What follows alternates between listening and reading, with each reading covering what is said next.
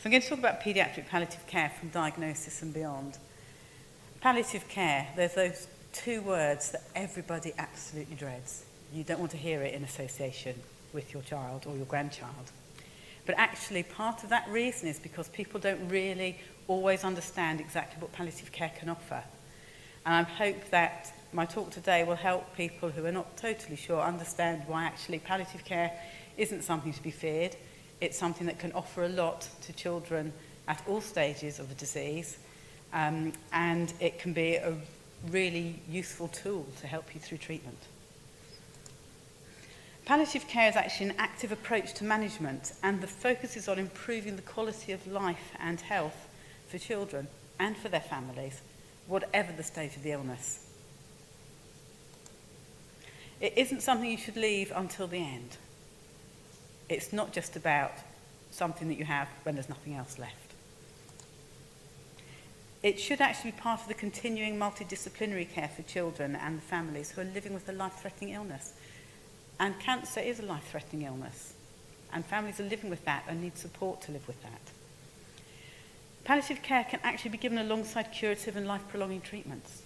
So it can coexist with children having all of their treatment from diagnosis. It can be delivered to children who are still going to intensive care, who are still expecting to get better. You don't have to be dying to benefit from palliative care support. So what does palliative care offer? It offers a range of things. Practical support throughout the illness.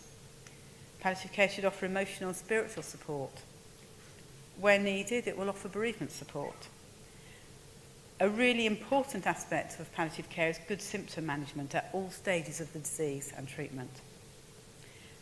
Another big focus is quality of life and quality of health. So who would provide palliative care? There's a range. I always say there's never one team that can do it all for everybody all of the time. There will be a range of people who would actually provide palliative care support to a child during the illness trajectory. A lot of palliative care support might be provided by paediatric oncology outreach nurses or community teams. But there are also some dedicated palliative care teams who work alongside haematology and oncology teams, as well as local services. That may include a children's hospice team. So hospice teams might offer some outreach support at home, or they might offer residential stays or daycare in a hospice. There are hospital-based palliative care teams. So I work in a team that's based in a hospital, but actually most of the support I deliver to families is in their own home, or it might be at their school. So we will go out from the hospital to deliver that support. And some communities have community-based palliative care teams who are much more local and generally provide just support in the home. The important thing about dedicated palliative care teams is we will always work with the services who are already involved to complement or add to the support that's already being provided. So it's not you have cancer treatment and when there's no more cancer treatment, you go to palliative care. Palliative care is there right from the beginning, right the way through, and can support children through their treatment. So I mentioned practical support. When we talk to parents about what's the thing you want more than anything, it's often practical support. And there might be lots of people putting in practical support, but sometimes a palliative care team can come along and just have a think through what else might you need, what are you getting, how are you managing, who's around to help you, what else might be helpful. Do you need financial support? Having someone in the family with cancer is hugely expensive, and it's not just the trips to the hospital and the expensive meals you have to buy and the expensive drinks you have to buy. It's the not being able to work, or maybe not being able to do overtime at work. It costs an awful lot of money. Families might want support with siblings, so sometimes we work with families to look at options for childcare. Even things like, how can we help you collect another child from school? Is there an organisation or a volunteer service that can do that for you on the days that you can't? I had a family a while ago who the sibling couldn't go to school when mum wasn't around for various practical reasons. And actually, we said to mum, why don't you speak to the school? We offered to speak to the school. We said to mum, well, why don't you speak to the school and see if they can suggest anything? And the school said, we've got 2 teachers. They walk past your house every day. One of them will pick them up, your child up. You just call us if you're in hospital or you need a pick-up. One of the teachers will pick up, one will drop off. Problem solved. That had been causing loads of anxiety. It's just sometimes thinking a little bit outside the box. And that's not that outside the box. Practical support at home. I don't know a parent who wouldn't benefit from extra practical support at home, let alone a parent with a sick child. Cleaning, gardening, ironing. There are charities. Rainbow Trust, fantastic charity. I don't know, I hope most people here have heard of Rainbow Trust. They have volunteers that will come to your door, pick up your washing, go away and iron it and deliver it back the next day. That's fantastic. They have people who will garden, who will clean, who will help. And I meet a lot of families who haven't yet heard about or been introduced to services like that. Hospice volunteer programs can also offer some of those services. Play and leisure. We need to make sure that life doesn't become all about cancer for families. Cancer can take over your life and it will take over the lives of brothers and sisters. And actually, we need to help families look at, are you doing the things that you want to be doing? Sometimes I say to families, are there any things that your other children aren't doing that you would like them to be doing if this wasn't happening? I had one mother who burst into tears and said, I would love my children to go to Cub Scouts. We managed to organise for the other children to go to Cub Scouts. They didn't like it that much. But she needed to know that. What she'd felt awful about was they were missing out on this wonderful opportunity. And it turned out it wasn't a big deal after all, and that was great to find that out.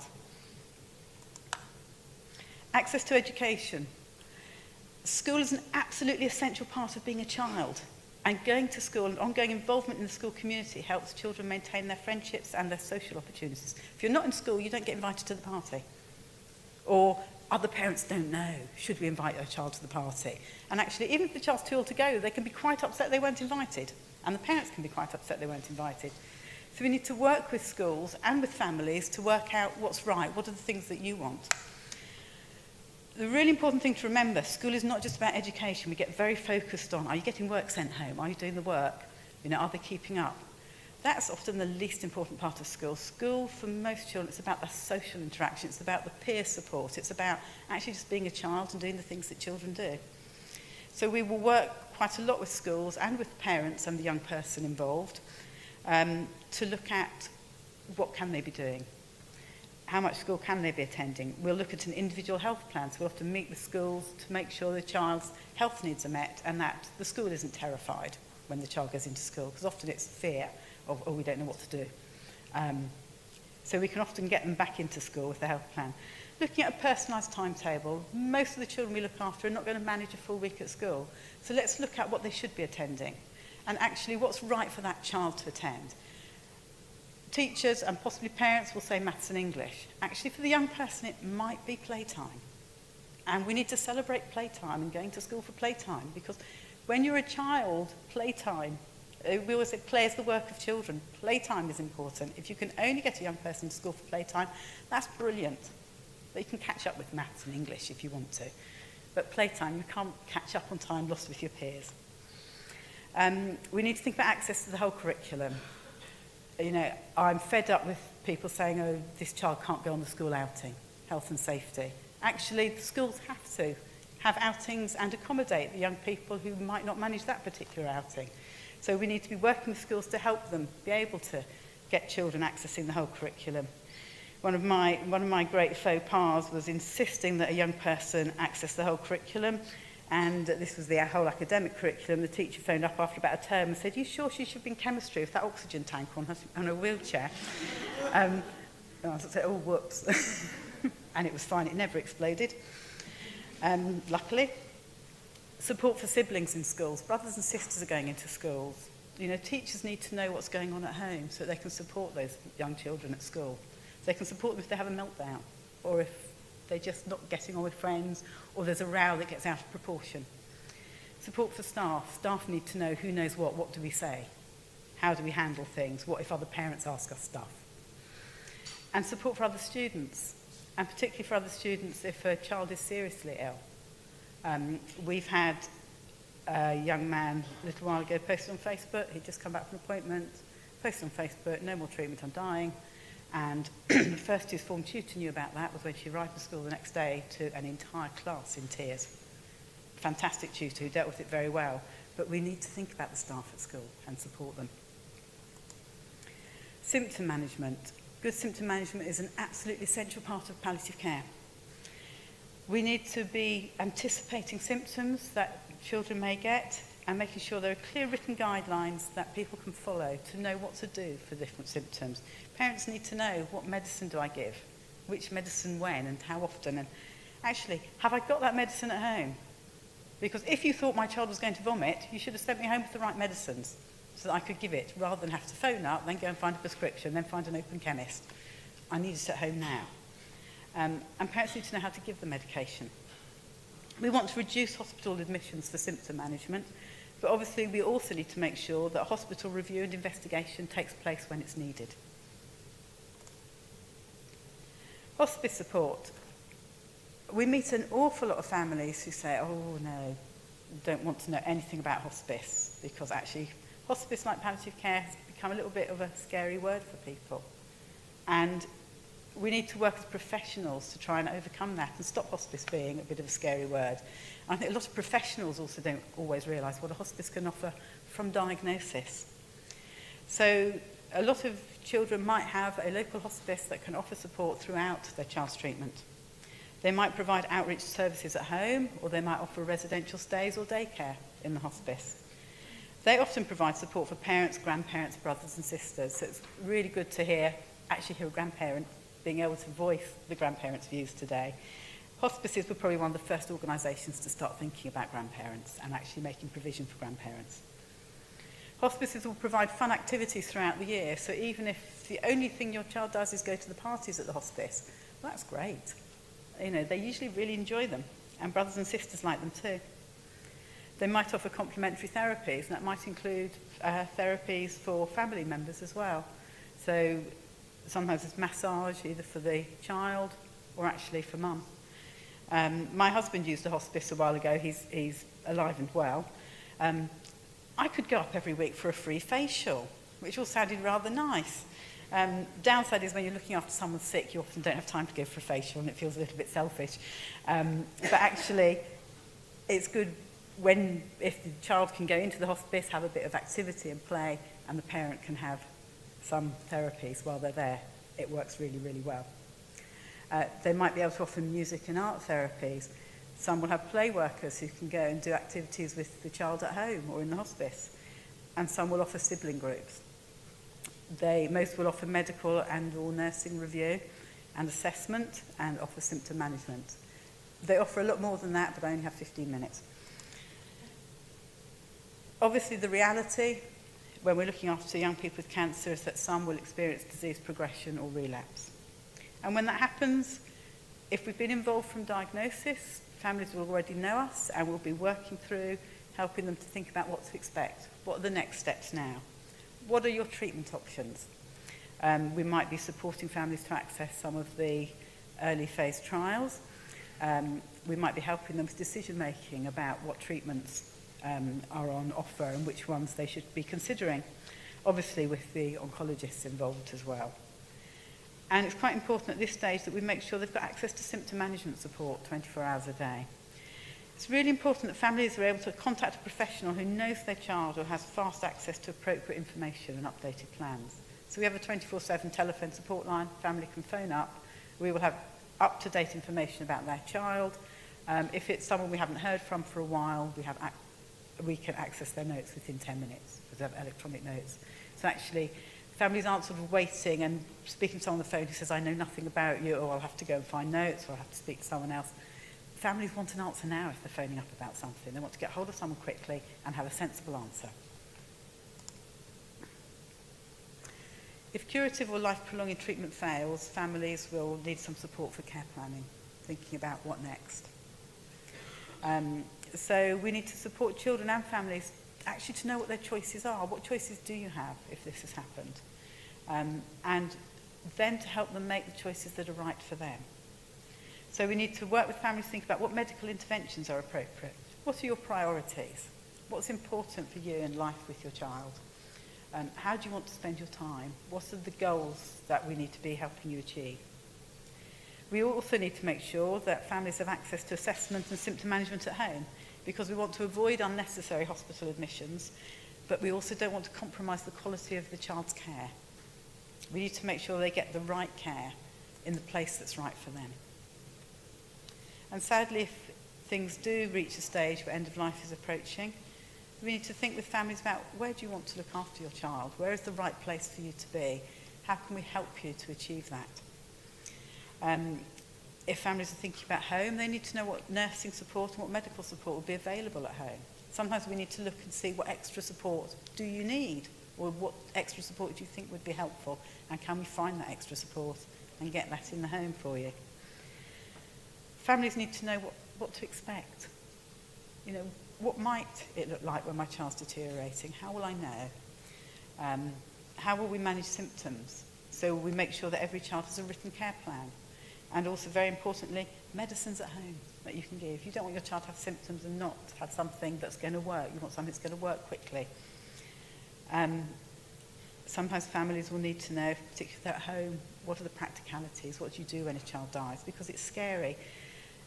And sometimes it's too hard to ask that when your child is alive, to say, what do we do after? Or if this happens, who do we contact? What do we do? And sometimes, actually, we can't talk about that until it happens. And then parents, we have the 24-hour telephone line. We can talk about it then. So we'd always make sure, again, at this stage, that families have access to a professional who knows their child and has immediate access to information about their child. And I also mentioned that palliative care is about emotional, spiritual and bereavement support, and that's for the whole family. And it starts at diagnosis, because actually, you know, your life changes that day. You remember your life, your life changes. You're sitting outside a room as one type of family. You go into a room and you come out in a completely different era of your life. And your life has changed from that moment. And actually, families come out with fear, uncertainty. You can't make plans. You know, you've got families saying, it's the thing that actually I found hardest when my husband was diagnosed with cancer. It's just before the school holidays, the summer holidays, and I hadn't yet told the children because we didn't know what the treatment would be yet, because he hadn't gone through the whole staging process. Everyone kept saying, oh, what are you doing for your summer holiday? I couldn't tell my friends because I hadn't told my children. So I just said, oh, I don't think we're going away. Oh, why aren't you going away? It's really important. You should have a holiday. I don't think we can afford it this year. We're busy. Oh, well, what are you doing? Oh, my goodness. You know, the inability to make plans, it was just the hardest thing. It was much easier once I had told the children, they could tell people why I wasn't going on holiday. But it's the things that had never dawned on me before, how difficult those sorts of things are, and the fact that actually, to be honest, 6 years on, I still can't quite plan something. We haven't quite booked our summer holiday because you don't want to tempt fate, do you? And it's ridiculous, but actually, it's those things that change your life, isn't it? Make things a little bit harder. And families need support through that, because you don't always realise that this isn't just me being bit crazy, this is actually really hard, and these are normal things to feel, and actually sometimes it's good to talk about them. What do you tell the child and siblings? Do you tell them everything? Do you tell them bits? Palliative care team can help you think about that at diagnosis. What would you tell them? How do you tell people things? How much information do they need? What information will be helpful for them? And that support can continue throughout treatment and beyond treatment, and if a child dies, that support should continue after the child dies. Families often want just very general support, but some might want referral to specialist bereavement services or informal bereavement groups. There's some very good informal groups around. Sibling groups. Siblings really benefit often from meeting up with other siblings and finding, hey, I'm not the only one this has happened to. There are other people who've experienced this, who feel like this. And one thing that's really important to remember, there is no time frame, no time limit on grief. It hits people at different times. So I had a mother actually text me this week whose child died 3 years ago, and she texted me and just said, is it too late for me to have bereavement support? I'm finding it really, really hard at the moment, and I don't know why. Am I mad? And I said, no, actually, it hits people at different times. And it's interesting, I heard this, it was actually at Child Bereavement UK conference. I think it was a quote from a child, and she said, why do people think it's better that my father's been dead for 2 years rather than 1? She said, how is that better? Because that's longer, but they all think it should be better. And I thought, actually, I'd never looked at it that way before, but it made sense. And I've had other families who've said to me 7 years has been hard. That for them has been a point. So it hits different people at different times. As a palliative care team, we need to be there to provide bereavement support for families when they need it. And not just say, oh, sorry, no, 3 years, you're past your time limit. Of course they're not. We need to be there for them throughout. So just to summarise, palliative care, it really should start at diagnosis. Try not to be frightened of the words palliative care. And I mean, say that to professionals as well as families. Let's try and get over that hurdle, because it's about supportive care. And actually, it can really help you through treatment. It will provide support through treatment, working along haematology and oncology services and local services. We can help provide good symptom management and actually that practical support to get through day-to-day life. And where curative treatment fails, palliative care will provide support for families to care for their child where they want to be, in the place that's right for them, but without compromising the quality of care they receive. And just finally, that was going to be my last slide, but everyone always told me, you need to make your talks a bit topical. So of course, and I know, they also told me never be political, okay? But, okay, this might work. As I was thinking about it this morning, I thought, well, you know, we've woken up today in a hung parliament, and I thought, actually, palliative care, it's about support that's strong and stable. But then I thought, you know, this is a hung parliament, I'm not going to go with strong and stable. You know, palliative care isn't only for the children who are dying, it's for the many, not the few. So thank you very much.